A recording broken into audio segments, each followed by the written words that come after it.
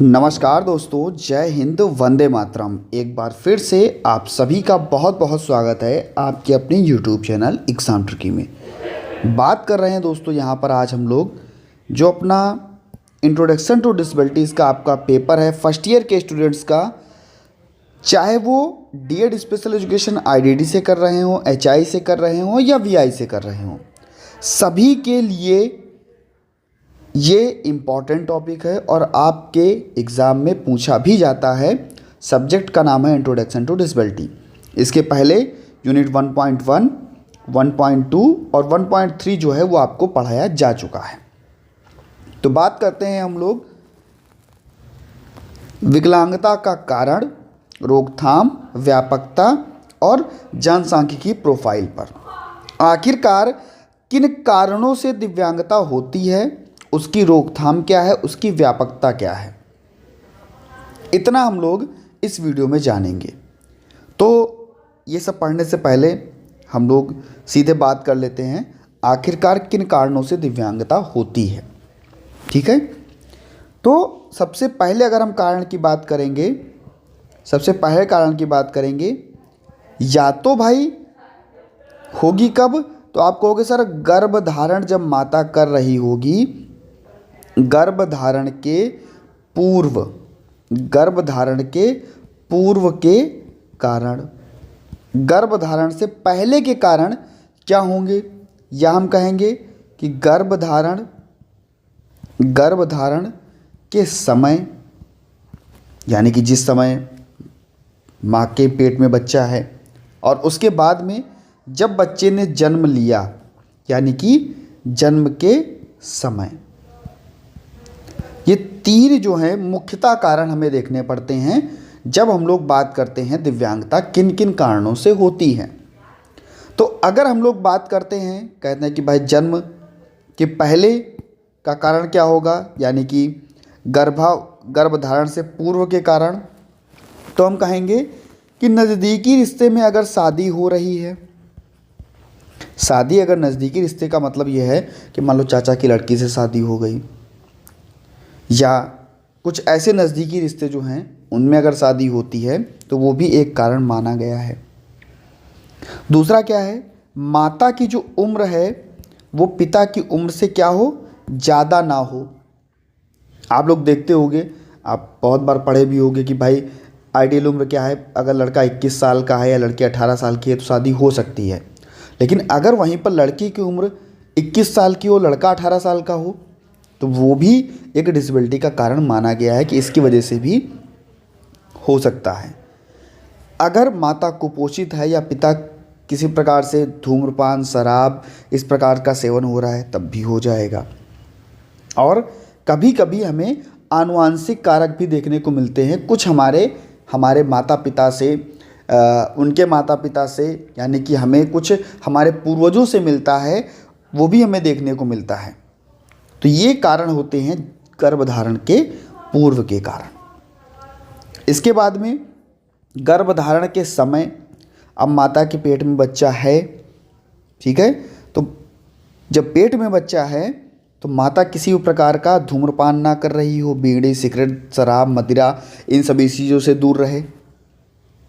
उसके बाद में बिना डॉक्टर की सलाह के, बिना डॉक्टर की सलाह के किसी भी प्रकार की दवाइयों का सेवन ना करें। अगर माता को ब्लड प्रेशर हाई हो रहा है या खसरा है, टीबी है, ऐसे संक्रमणों से बचना चाहिए। और अगर इसकी दवाई ले रहे हैं तो डॉक्टर की सलाह से ही लें। और अगर हम लोग बात करें कि बार बार एक्सरे या बार बार कह सकते हैं कि अल्ट्रासाउंड नहीं कराना चाहिए। और जो भी पोषाहार की कमी है, अगर वो माता में है किसी प्रकार से, या विटामिन्स की कमी हो रही है या लौह तत्वों की कमी हो रही है, तो वो नहीं होनी चाहिए। तो ये है आपका गर्भधारण के समय। अब जन्म के समय, जन्म के समय मान लो बच्चा जन्म ले रहा है, अगर ऑक्सीजन की कमी हो गई, अगर ऑक्सीजन की कमी हो गई तब भी हो सकता है। अगर बच्चे का वज़न बहुत ज़्यादा कम है, बच्चे का जो आइडियल वज़न होता है उससे ज़्यादा अगर कम है, माँ का बहुत ज़्यादा खून बह गया हो, उस समय भी हो सकता है। माँ बेहोश हो गई हो बहुत देर तक, उसके कारण भी हो सकता है। तो ये सारी चीज़ें जो हैं आपको दिव्यांगता के कारणों में देखने को मिलती हैं।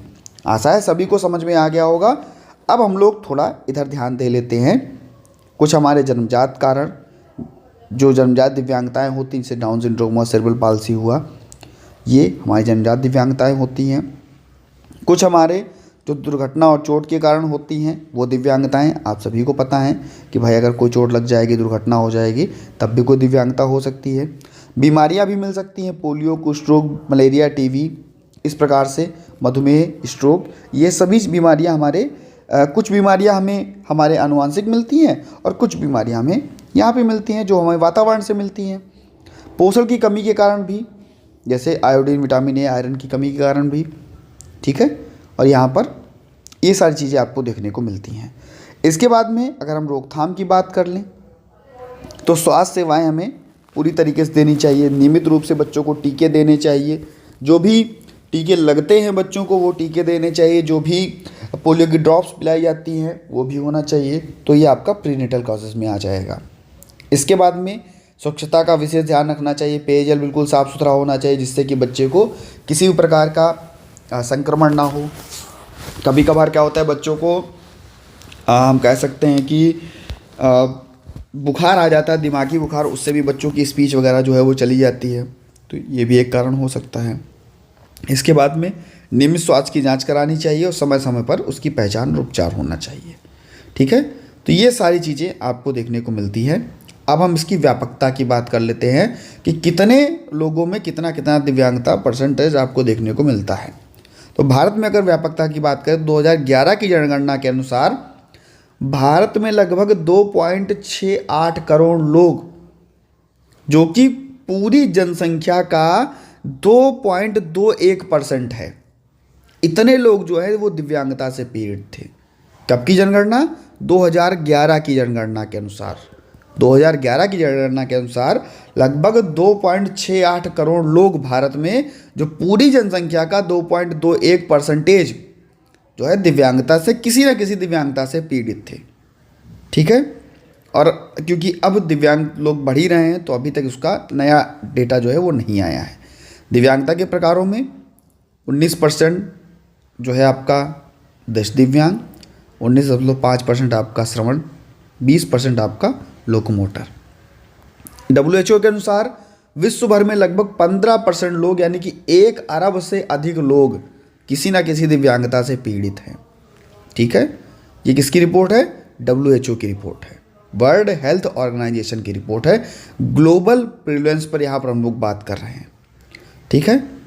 इसके बाद में अगर हम लोग बात करें डेमोग्राफिक प्रोफाइल की, यानी कि जनसांख्यिकीय प्रोफाइल की, तो पुरुषों और महिलाओं में विकलांगता का अनुपात अलग अलग हो सकता है। महिलाओं में अक्सर स्वास्थ्य सेवाओं तक पहुंच कम होती है, जिससे उनकी दिव्यांगता का स्तर जो होता है वो अधिक हो जाता है।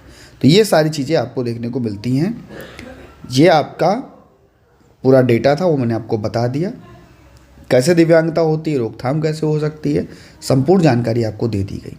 तो सभी मित्रों तक वीडियो को शेयर कर दीजिएगा। नेक्स्ट वीडियो हम लोग बात करेंगे, नेक्स्ट वीडियो जो कि आपकी रहेगी क्रॉस डिसेबिलिटी पर।